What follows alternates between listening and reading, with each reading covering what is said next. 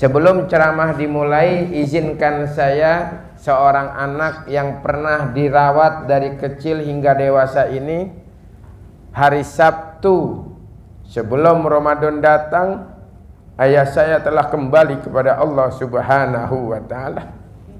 Padahal dari jauh-jauh hari saya bilang, Pak, Ramadan bareng ya Pak, tinggal di rumah saya ingin ngurus Bapak sahur, bukanya dengan menu yang Bapak mau.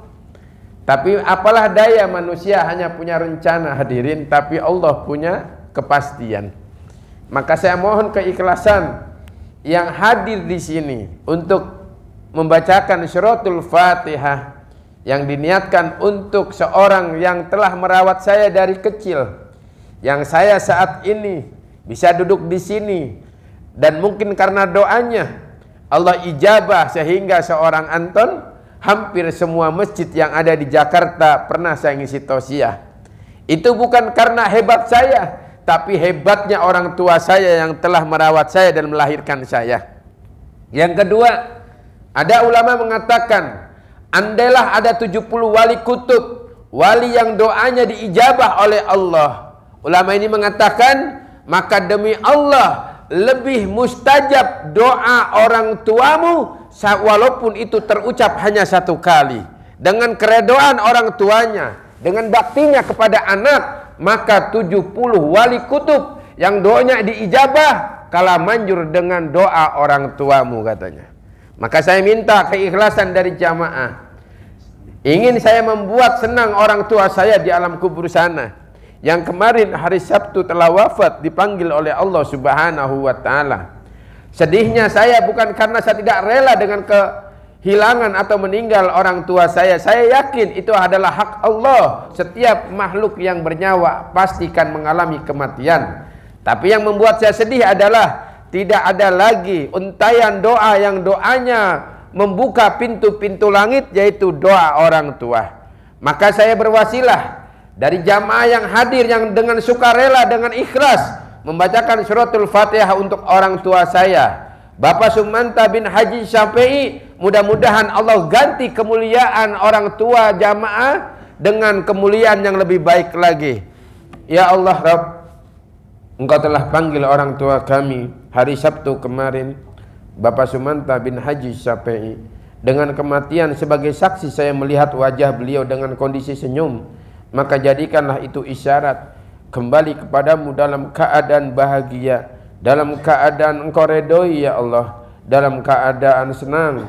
Maka jadikanlah kematian ayah kami ya Allah Rabb, Bapak Sumanta bin Haji Syafi'i, dalam kematian husnul khatimah. Engkau ampuni segala dosa-dosanya, Engkau terima segala amal ibadahnya, Engkau jadikan kuburnya taman-taman surga seluas mata memandang. Engkau muliakan orang tua kami di alam kubur sana, Bapak Sumanta bin Haji Syafi'i. Al-Fatihah. Ya Allah, hamba mohon pula ya Allah kepada seluruh jamaah yang hadir, apabila membaca suratul Fatihah dengan ikhlas, ya Allah berikan pula kemuliaan kepada orang tua mereka di alam kubur sana. Amin. Amin ya Allah ya Rabbal Alamin.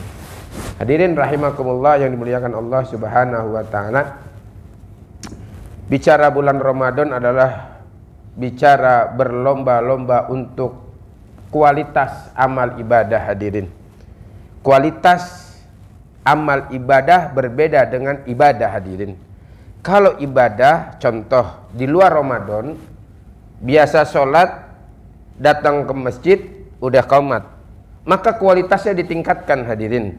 Sebelum Ramadan demikian adanya, setelah Ramadan datang usahakan kualitasnya ditingkatkan, yaitu sebelum azan udah ada di masjid. Itu namanya kualitas ibadah hadirin.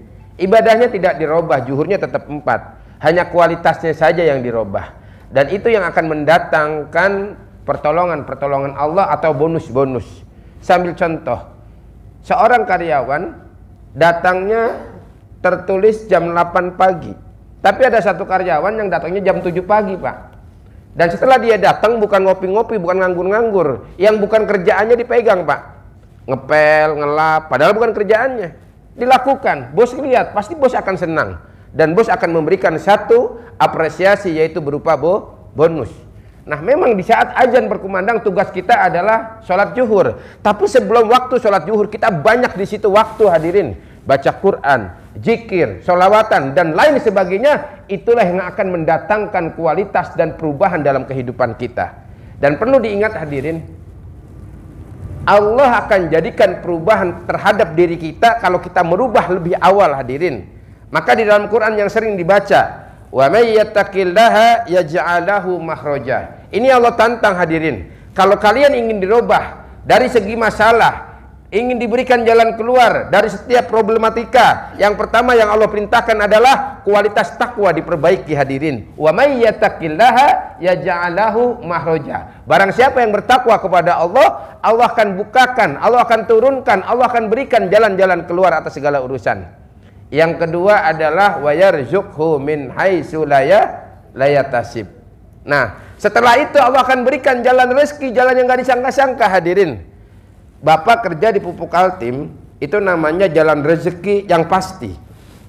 Tapi ada rezeki yang gak pasti hadirin. Terkadang itu lebih besar daripada yang pasti.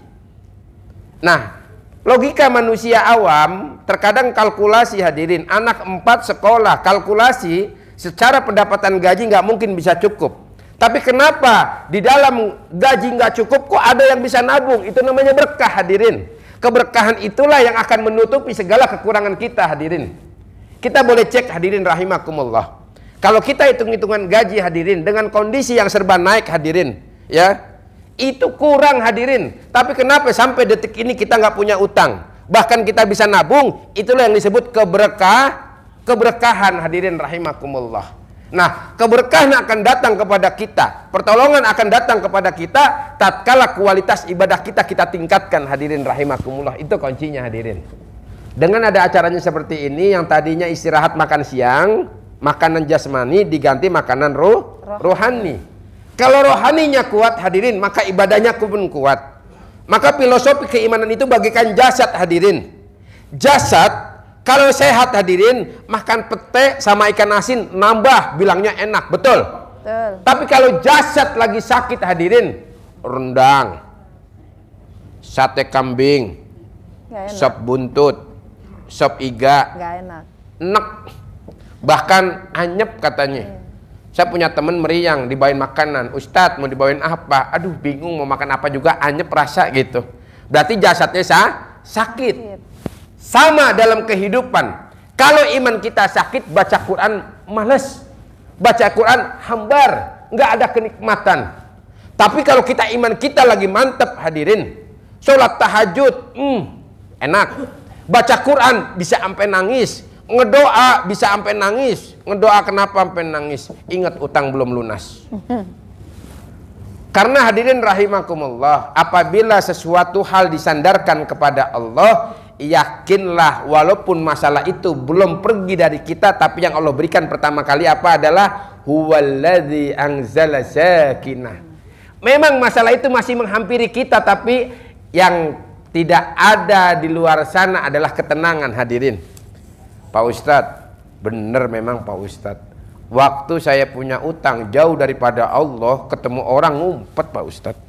Sekarang saya punya utang memang belum dibayar, belum bisa bayar, memang nggak punya uang. Tapi kalau ketemu orang, saya berani ngadepin katanya gitu. Masya Allah. Kenapa? Ketenangan yang ada. Alhamdulillah, saya salah satu home industry yang mana penjualan sudah Allah takdirkan sampai 9 negara. Kuncinya adalah di saat kita berdagang, jangan berharap dagangan itu laku dulu Pak. Karena kalau sudah berharap dagangan laku, di saat nggak laku akan kecewa Pak. Jalankan ini perintah Allah dalam perniagaan.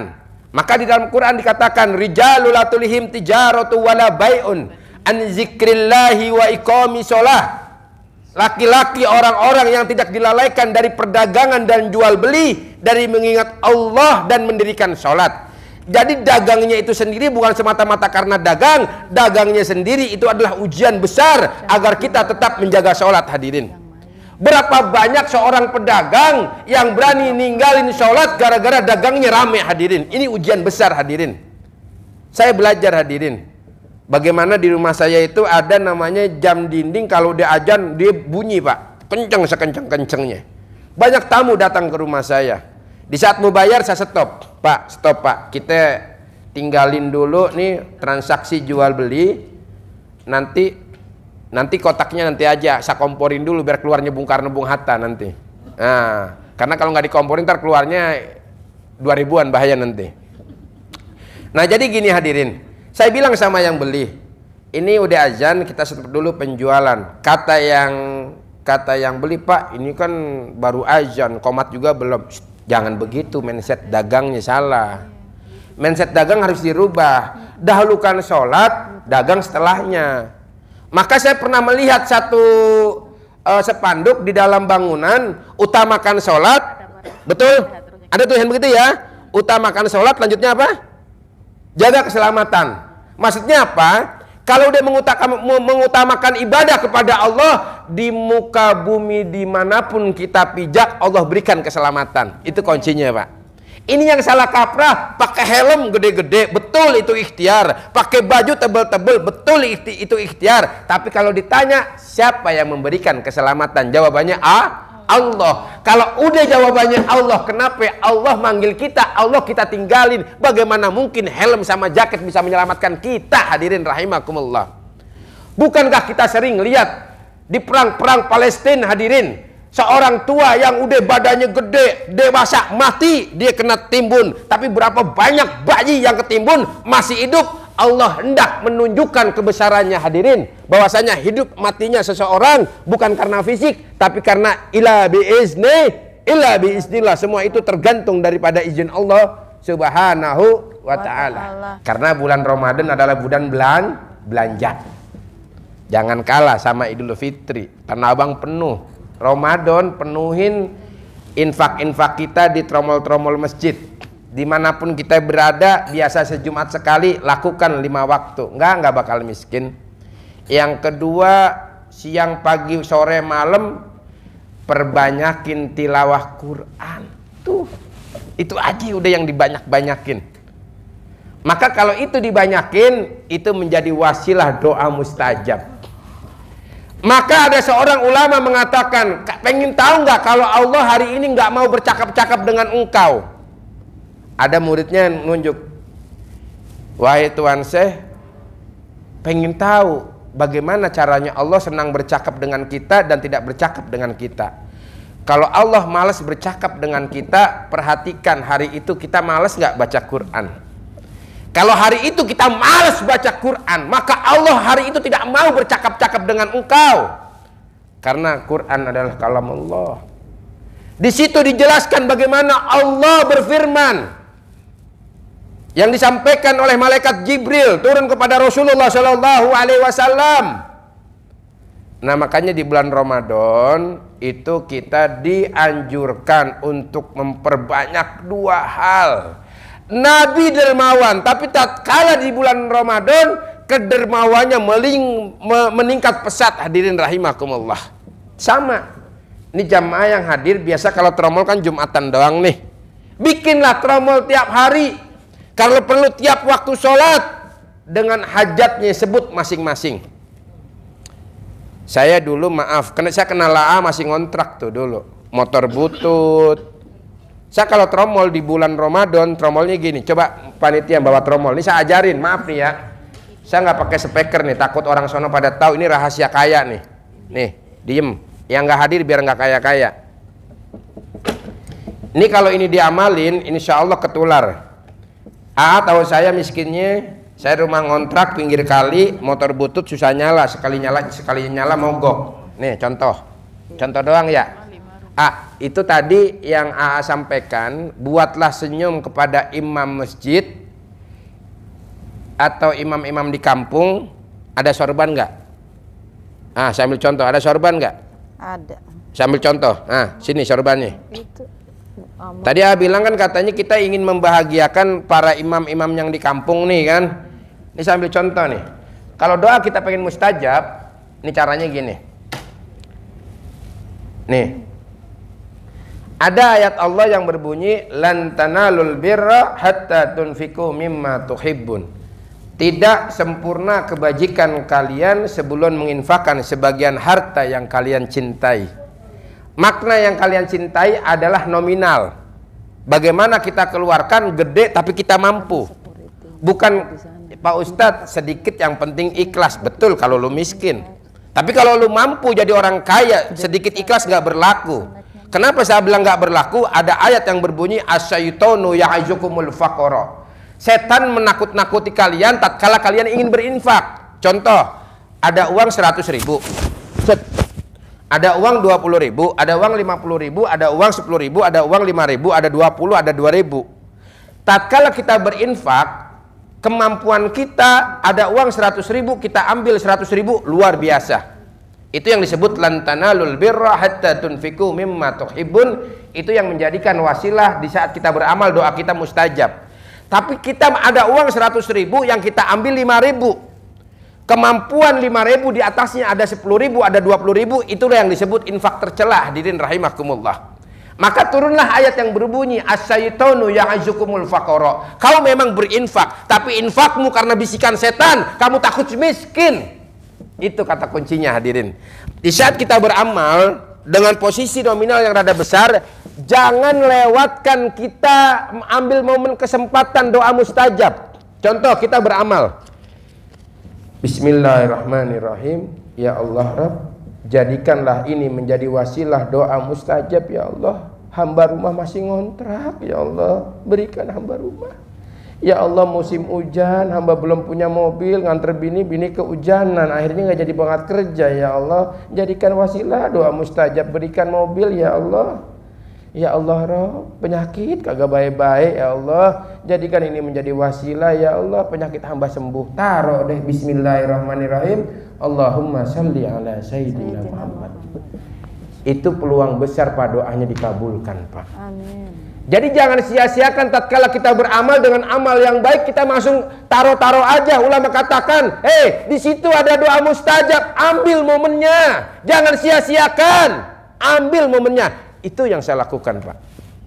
Tapi kalau doanya goceng jangan pakai doa, malaikat juga males ngaminin. Kalau goceng 2.000, maaf ya, ini bicara punya uang lebih loh ya. Tapi maaf, kalau Bapak memang orang nggak punya, nilai 2.000 atau 5.000 itu luar biasa Pak. Saya tidak meremehkan 2.000 atau 5.000. Memang betul harus ikhlas. Tapi ingat, orang kaya mampu besar, dia ikhlasnya sedikit, amalnya tertolak. Hadirin, kenapa? Beramal dia kikir kepada Allah Subhanahu wa ta'ala. Hati-hati hadirin rahimakumullah. Nah, jadi di saat begitu, maka lakukanlah doa-doa mustajab hadirin.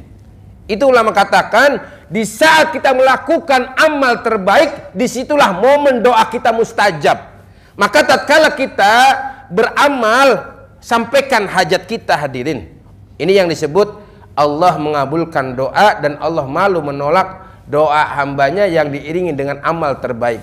Makanya ada istilah Allah ini maha pemalu Pak. Maha pemalu, maha malu menolak hambanya yang dia doa udah tahu ilmunya, udah tahu cara-caranya, udah tahu resepnya.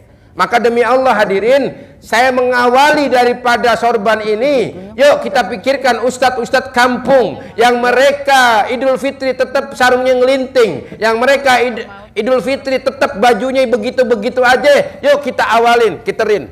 Bismillah, ikut-ikutin yang baik, mudah-mudahan yang mengeluarkan rezekinya hari ini kita donasikan untuk mereka para ustadz-ustadz kampung yang ada di daerah-daerah terpencil, yang insya Allah akan difasilitasi oleh Ustadz AA untuk disampaikan kepada mereka.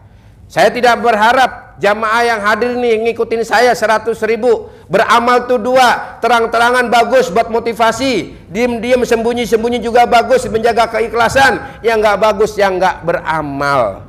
Tapi kalau saya seorang penceramah, saya lebih senang beramal terang-terangan. Kenapa? Saya infak 100.000, jamaah ikut-ikutan, saya pahalanya dapat pula dari jamaah. Yuk, mudah-mudahan yang berderma di hari ini berapapun nominalnya, ya Allah Rabb, sesuai dengan kemampuan, dan semoga menjadi amal ibadah yang terbaik. Amin. Yang tadi saya sampaikan, saya tidak menghina uang 2.000, tapi lah apalah kalau kita punya uang banyak ngasihnya segitu, malu kita sama Allah. Apa ayat Allah berbunyi? Wa in ta'uddu ni'matallahi la suha. Nikmat Allah nih kalau mau dihitung nggak akan mampu. Tapi bagi orang, ya Allah Rob, tadi 2.000 mau parkir, ya Allah kagak ada lagi, ya Allah dikasih, itu menjadi terbesar juga.